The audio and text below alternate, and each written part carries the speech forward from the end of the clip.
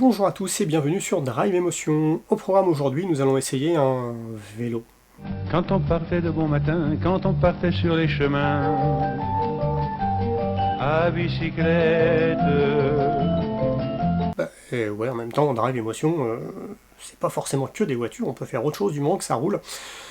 Et puis là, l'idée c'était d'essayer un vélo à assistance électrique, parce que, après tout, si l'électrification se démocratise au niveau de l'automobile, elle se démocratise aussi sur d'autres modes de transport. Et quand un grand constructeur, à savoir Electra, vous propose de venir faire un essai dans Paris, un jour où il fait beau, on peut pas dire non. Ça nous permettra de faire un petit peu le lien avec ce qui se passe dans l'électrification automobile. Allez, c'est parti pour cet essai du vélo Electra à assistance électrique.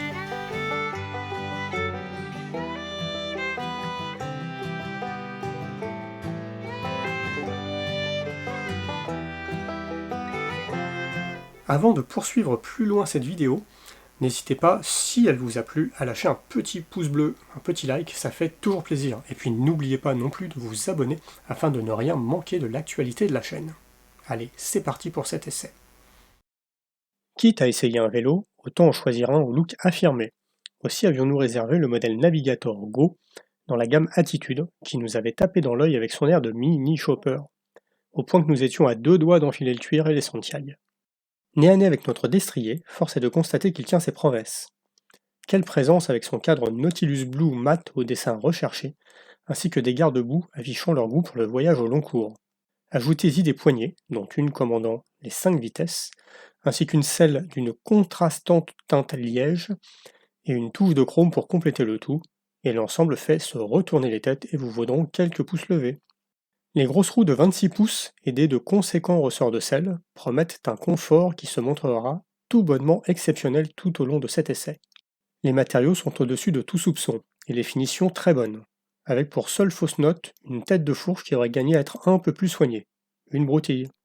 Le moment enfin venu d'enjamber le cadre pour s'élancer, les premiers instants sont contrastés, puisque tel l'adage « aide-toi et le moteur t'aidera », si l'on ne donne pas une forte impulsion, le réputé moteur Bosch Performance Line de 250 watts ne fera rien pour vous, laissant entrevoir le poids relativement conséquent de la bête.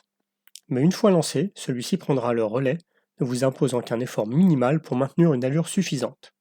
D'ailleurs, le niveau d'aide sera fonction du mode choisi, puisqu'en dehors de couper le moteur, et mieux vaut ne pas avoir de fortes côtes à affronter dans ce cas-là, 4 choix sont à votre disposition, chacun permettant de calibrer le niveau d'aide reçu et de faire varier l'autonomie.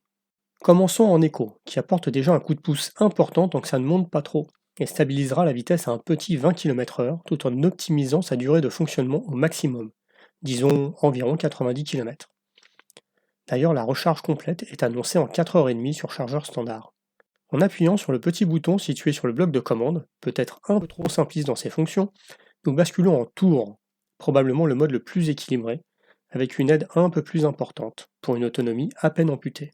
Le mode sport venant ensuite proposer le maintien aisé d'une vitesse supérieure, approchant les 25 km/h maximum réglementaires. Les montées, même les plus ardues, deviennent une formalité. Les longues distances ne feront plus peur aux moins sportifs d'entre nous, qui pourraient même en profiter pour se remettre au sport en douceur.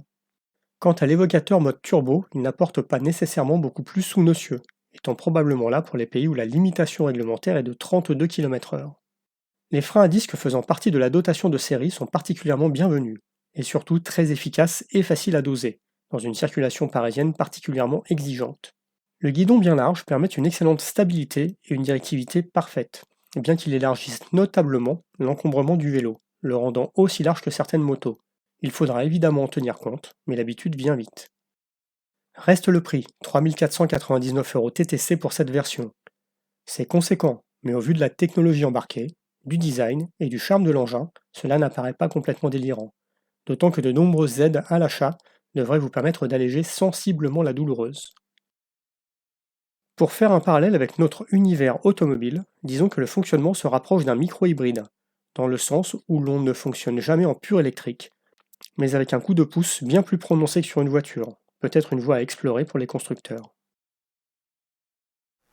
Alors, cet essai de vélo électrique Electra, instructif.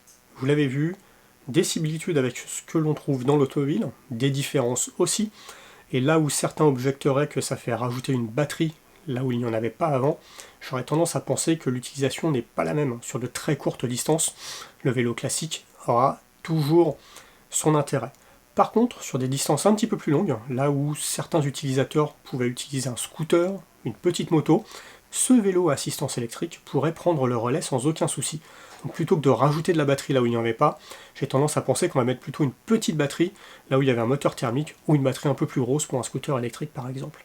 Bref, pas dénué d'intérêt du tout pour les centres urbains, notamment des grandes métropoles, et puis surtout, quel style?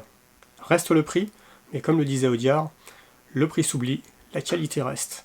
Allez, à très bientôt pour de nouvelles aventures, plutôt sur 4 roues.